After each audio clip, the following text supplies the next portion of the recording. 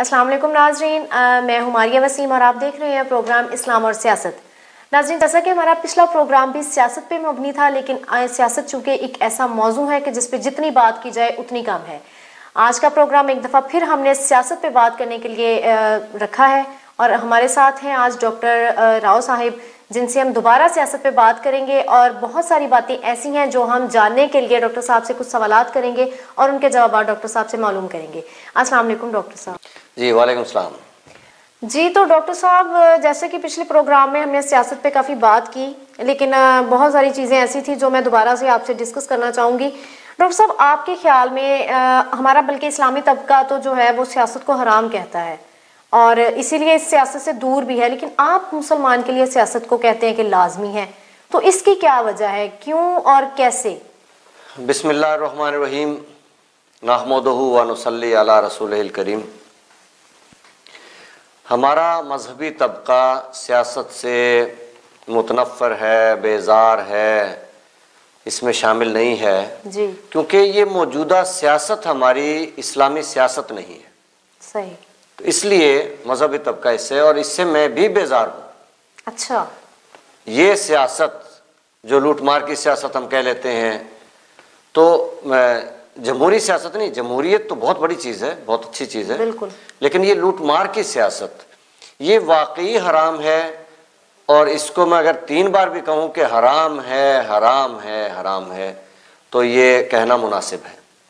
इसलिए मजहबी तबका इसकी तरफ मुतवज्जह नहीं है, या हमारे नेक लोग वो इस तरफ नहीं आते कि ये समझ रखा है, कंसेप्ट ये बन गया है माशरे में कि सियासत तो सिर्फ बदमाशों का काम है, डाकुओं का, चोरों का, लुटेरों का काम है, शरीफ आदमी का सियासत में क्या काम। ये अल्फाज हैं हमारी पब्लिक के। सही। तो इस सियासत को अगर लें तो वाकई हराम है, लेकिन इस्लामी सियासत कि जिससे अल्लाह की ज़मीन पे अल्लाह का निज़ाम चले, कलमे की ज़मीन पे कलमे का निज़ाम चले, इंसानियत को तालीम मिले, हुनर मिले, रोज़गार मिले, सनत और टेक्नोलॉजी मिले, खुशहाली मिले, अदल मिले, अमन मिले, इलाज फ्री मिले, सारी सहूलतें हों ज़िंदगी की जो ज़रूरियात ज़िंदगी हैं, और इंसान तरक्की में, और ख़ास तौर पे अल्लाह और रसूल को मानने वाले मुसलमान तरक्की में सबसे बालातर हों, तो वो सियासत, इस्लामी सियासत, वो तो लाजिम है हर मुसलमान पे। जी, तो वो तो करनी पड़ेगी, करनी चाहिए। अगर हम उससे किनारा कश होते हैं तो फिर हमें सोचना चाहिए कि हम मुसलमान कैसे हैं। ज़बान से गर किया तौहीद का दावा तो क्या हासिल, बनाया है बुते पिंदार को अपना खुदा तूने। कि सारी रस्में तो ज़माने की चलें, निज़ाम तो बातिल का चले, और हम ज़बान से तौहीद और रिसालत के नारे लगाते रहें, तो ये नहीं है। ये ऐसा मुसलमान अल्लाह के लिए क्या, अल्लाह के सामने क्या जवाब देगा, ये ज़रा सोचना पड़ेगा।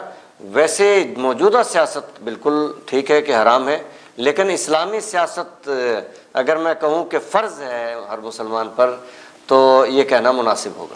जी डॉक्टर साहब, आपने बात की, जवाबदेही की कि अगर मुसलमान खुद को सियासत का हिस्सा नहीं समझता, ये नहीं समझता कि सियासत मुझ पे लाजिम है, तो अगर इसी जवाबदेही की बात पे आपसे एक क्वेश्चन किया जाए कि मुसलमान या हुक्मरान जो हमारे पिछले गुजरे हैं, वो अल्लाह ताला को क्या जवाब देंगे जब उनसे उनकी हुकूमत के, उनके इक़्तिदार के बारे में सवाल किया जाएगा? क्योंकि हम जैसा कि खिलाफत राशिदा में माशाल्लाह जो हज़रत उमर का जिक्र किया जाए या हज़रत उस्मान गनी का जिक्र किया जाए उसके बाद, तो उनके दौरे हुकूमत और आज का दौरे हुकूमत, वो तो अल्लाह को जवाब देंगे। दजला फ़रात के किनारे जो बात हुई थी उसके बारे में अगर कंपेयर किया जाए, तो आपका इस बारे में क्या ख्याल है कि हुक्मरान कैसे अल्लाह ताला को अपनी हुकूमत का जवाब देंगे? इसका जवाब तो वही जानते हैं कि वो क्या देंगे, क्योंकि जब हुकूमत मिलती है तो सारी अवाम की जिम्मेदारी, बुनियादी ज़रूरियात की जिम्मेदारी हुक्मरान पे आ जाती है। बिल्कुल। या तो वो कबूल ना करे, किसी और को दे दे। यजीद का बेटा, यजीद को तो जानते हैं सब, जी जी बिल्कुल, तो जितना जालिम हाकिम था, उसका बेटा, उसको जब हुकूमत मिली यजीद की वफात के बाद, वो दरवेश मनश था, तो उसने चंदमा में हुकूमत छोड़ दी कि अच्छा। मैं ये नहीं करता, मेरे बस की बात नहीं। अच्छा। तो वो तारीख को देखे ना, अगर कोई आज भी ये समझता है कि मेरे बस की बात नहीं, मैं नहीं कर सकता ये काम, कि सारी अवाम की जिम्मेदारी निभा सकूं, उनके बुनियादी हकूक दे सकूं, तो फिर उसको चाहिए कि वो छोड़ दे। और अगर वो नहीं छोड़ता और उसको जारी रखता है, तो फिर उसके ज़िम्मे है कि बहसीयत मुसलमान उसका तसव्वुर, उसका कंसेप्ट ये होना चाहिए कि अगर दरिया फ़रात के किनारे भी कुत्ता प्यासा मर गया तो हिसाब उससे होगा। जी जी बिल्कुल। अच्छा डॉक्टर साहब, अब माशरे में निज़ाम की बात आप करते हैं और आप ये कहते हैं कि अल्लाह की ज़मीन पर अल्लाह का निज़ाम हो, और कुछ गरीब आवाम के लिए भी आपने इल्म हुनर फाउंडेशन का इनेकाद किया हुआ है, वहाँ पे आप गरीब तबके की इतनी खिदमत कर रहे हैं, तो फिर भी आप सियासत में क्यों इतना आना चाह रहे हैं, कि आप क्यों चाह रहे हैं कि आप इक़्तिदार में आएँ? इक़्तिदार में आएंगे तो मज़ीद क्या करेंगे गरीब तबके के लिए? देखिए, मैं सारी ज़िंदगी अपनी पूरी मेहनत से कौम को रफ़ाई अंदाज में इल्म हुनर फाउंडेशन की तरह तालीम देता रहूं, हुनर देता रहूं, रोज़गार के काबिल बनाता रहूं। बहुत सी एनजीओज़ और भी काम कर रही हैं जी जो रोज़गार पे काम कर रही हैं। जी जी। अमजद साकिब साहब हैं, वो लोन्स दे के लोगों को बरसरे रोज़गार करते हैं।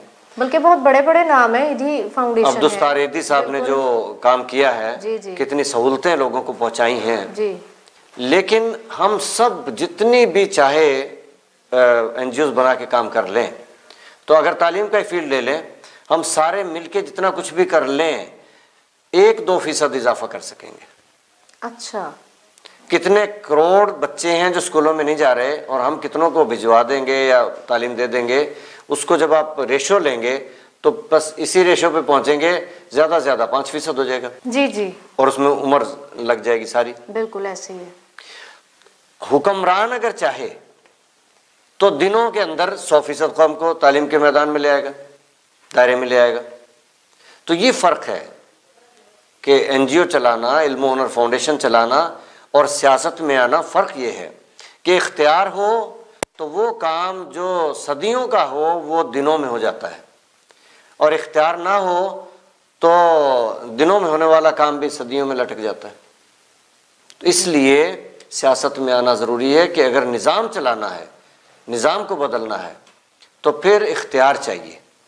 और अगर वैसे नेकी के लिए काम करना है, रफ़ाई काम करना है, तो वो वैसे भी करना चाहिए, चाहे उसमें हुकूमत का इरादा किसी का हो या ना हो। लेकिन रफ़ाई काम तो हर इंसान को करना ही चाहिए, इंसानों के दुख दर्द में शामिल होना चाहिए। मगर मुसलमान पे ये भी फ़र्ज़ है, ये भी लाजिम है कि अल्लाह की ज़मीन पे अल्लाह का निज़ाम चलाए। देखिए, कुरान पाक में वाज़े ये भी फरमा दिया गया है कि जो हुक्मरान लोग हैं, ख़ास तौर पे उनके लिए ये लम्हा फ़िक्रिया है कि कुरान पाक की आयत का मफ़हूम है कि जो अल्लाह के अहकाम को नाफिज नहीं करते वही तो काफिर हैं। तो सिर्फ नमाज रोज़ा कर लेना ये काफ़ी नहीं है। अल्लाह के अहकाम को नाफिज करना ये मुसलमान पे लाजिम है, वरना तो वो कुफ्र के दायरे में शामिल हो जाता है। जो अल्लाह के अहकामात को नाफिज नहीं करते वही लोग तो काफिर हैं। और अगर हम नाफिज करने की जद्दोजहद नहीं करते तो हमें सोचना होगा कि हम कौन हैं। वाह सर, बहुत अच्छा जवाब दिया आपने। सर एक सवाल मेरा आपसे और है कि आप कहते हैं कि हर मुसलमान को सियासत में आना चाहिए, हर मुसलमान को फलाही काम अपनी मदद आपके तहत या इस तरह करना चाहिए, तो अगर हर इंसान अपने मसाइल खुद हल कर लेगा तो फिर हुकूमत क्या करेगी? नहीं, हर आदमी का, हर मुसलमान का सियासत में आना और बात है, अपने मसाइल हल करना और बात है। फलाही काम आप कहते हैं कि हर मतलब इंसान को या हर मुसलमान को चाहिए कि वो फलाही इदारे कायम करें या फलाही काम करें, लोगों की रफा के लिए काम करें, तो फिर हुकूमत के जिम्मे क्या काम रह जाएगा? ऐसे लोगों को जब हुकूमत मिलेगी, क्योंकि रफाई काम से तो मैंने बता दिया 1-2% का कर लेगा और क्या करेगा, बाकी मोर देन 90% या 95% या 98% कहाँ जाएंगे। तो ऐसे आदमी को जो खिदमत खल्क का जज्बा रखता हो और इंसानियत का दर्द रखता हो, उसको अगर हुकूमत मिलेगी तो फिर वो इंसानियत की फलाह के काम करेगा। और अगर लूटने वालों को मिलेगी तो वो लूटमार करेंगे। तो इसलिए फलाही काम करने वालों को लाजिम है कि वो सियासत में भी आए और निज़ाम को दुरुस्त करके चलाएं। सही।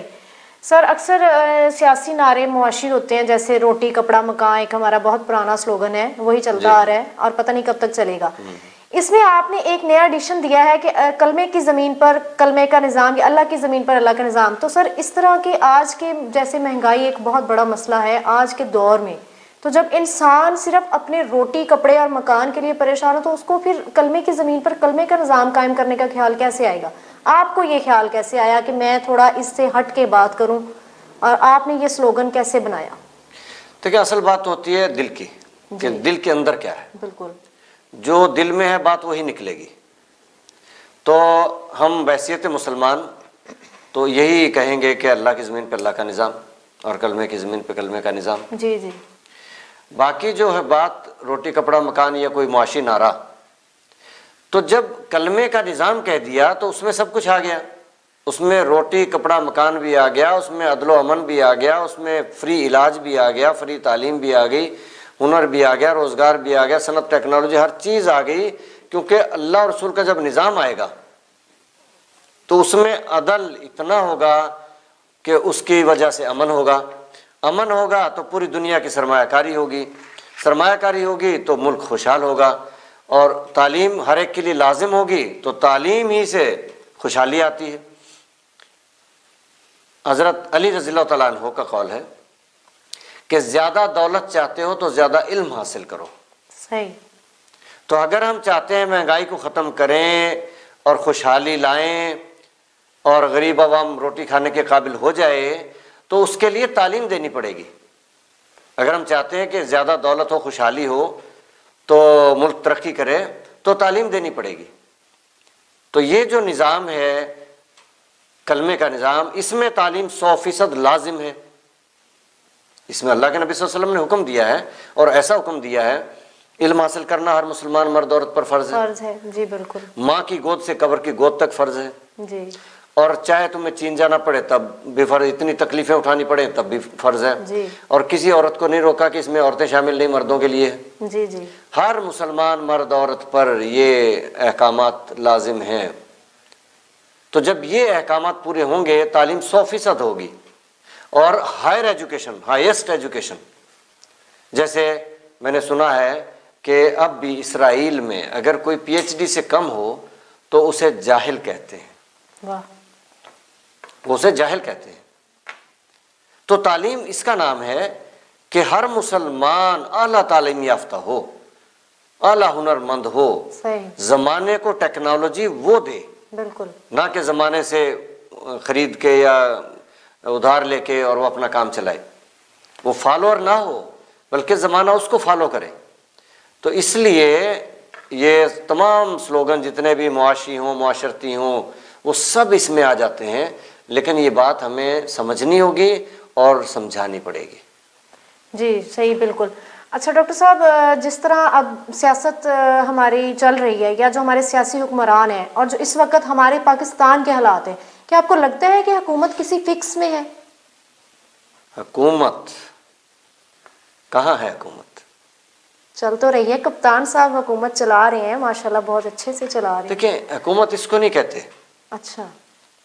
हुकूमत ये होती है कि हर इदारा अपनी अपनी जगह बेहतरीन कारकर्दगी दिखा रहा हो, काम कर रहा हो। जी जी बिल्कुल, ये बात ठीक है आपकी। तो जब इदारे काम नहीं कर पा रहे, किसी इदारे में भी आपको कोई प्रोग्रेस नजर नहीं आती, और मैं नहीं कहता, पूरा कौम पूरा मुल्क कह रहा है, पूरी कौम कह रही है, तो फिर इसको हम हुकूमत नहीं कहेंगे।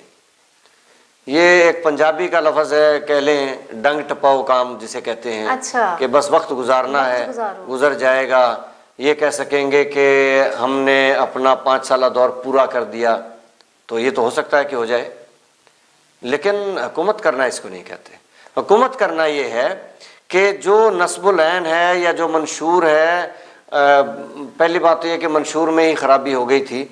मंशूर ही ये था कि नहीं छोड़ूंगा, तो हमें तो समझ नहीं आई थी, हम नादान सपोर्टर भी थे, वोटर भी थे, तो ना छोड़ने वाली पॉलिसी अब समझ आई है कि ये गलत पॉलिसी है। नहीं छोड़ूंगा, ये बिल्कुल गलत पॉलिसी है। ये किसके बारे में उन्होंने बात की थी? कोई किसी के बारे में भी कहे, ये पॉलिसी है ही गलत। मुसलमान के लिए पॉलिसी ये है कि फतह मक्का की तरह आम माफी का ऐलान वाह। और नए दौर का आगाज। सर वो तो रियासत मदीना की बात है। तो रियासत मदीना की बात ही तो कर रहे हैं। जी जी, लेकिन हमारे यहाँ पे अगर हम रियासत मदीना लाना चाह रहे हैं, उसका कानून लाना चाह रहे हैं, तो सर रियासत मदीना तो वो है कि जहाँ नबी करीम सल्लल्लाहु अलैहि वसल्लम अपने हिस्से का खाना दरवाजे पे आए साहिल को दे देते थे। हज़रत उस्मान गनी ने अपनी दौलत मुसलमानों की फलाह के लिए वक्फ कर दी। हज़रत उमर फ़ारूक की बात की जाए तो वो अपनी ज़ाती चादर का हिसाब बड़े मजमे में देते थे। तो सर अगर हम रियासत मदीना का ख्वाब देख रहे हैं तो ये कैसे मुमकिन है कि इस तरह की सारी बातें हम रियासत मदीना की अपने मुल्क में ला सकें?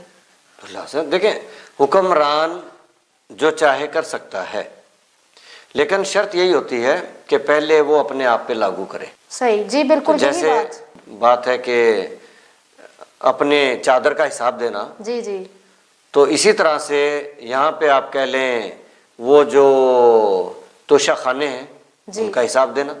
अगर कोई हिसाब मांगे, अवाम में से भी कोई हिसाब मांगे कि जनाब ये आपकी कमीज इतनी बड़ी कैसे बन गई, बैतुल माल से जो कपड़ा सबको मिला वो तो थोड़ा थोड़ा था, आपकी बड़ी कमीज कैसे बनी, तो हिसाब दे और बल्कि दलाइल के साथ। तो दलील उन्होंने पेश कर दी कि मेरा बेटा जवाब देगा, और बेटे ने कहा कि ना मेरी कमीज पूरी बनती थी, वो भी कद के लंबे थे, और ना बाप की कमीज पूरी बनती थी, तो मैंने अपना कपड़ा उनको दे दिया कि एक की कमीज तो पूरी बन जाए। सबूत दे दिया, दलील दे दी।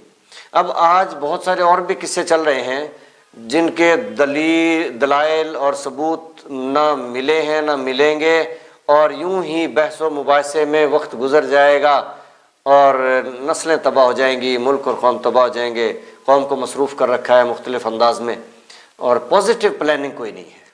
अच्छा, आप ये कहना चाह रहे हैं कि बहसो मुबाहसे में वक्त गुजर जाएगा, हुकूमत के 5 साल पूरे हो जाएंगे और चीज़ें वहीं की वहीं रह जाएंगी। वहीं के वहीं रहेंगी। जी, तो नाजरीन, बात हो रही है सियासत की, और वक्फे के बाद आपसे दोबारा बात होगी, और जो अगला सवाल मेरा डॉक्टर साहब से है उसका जवाब जानने के लिए बने रहिए हमारे साथ। और लेते हैं एक छोटी सी ब्रेक।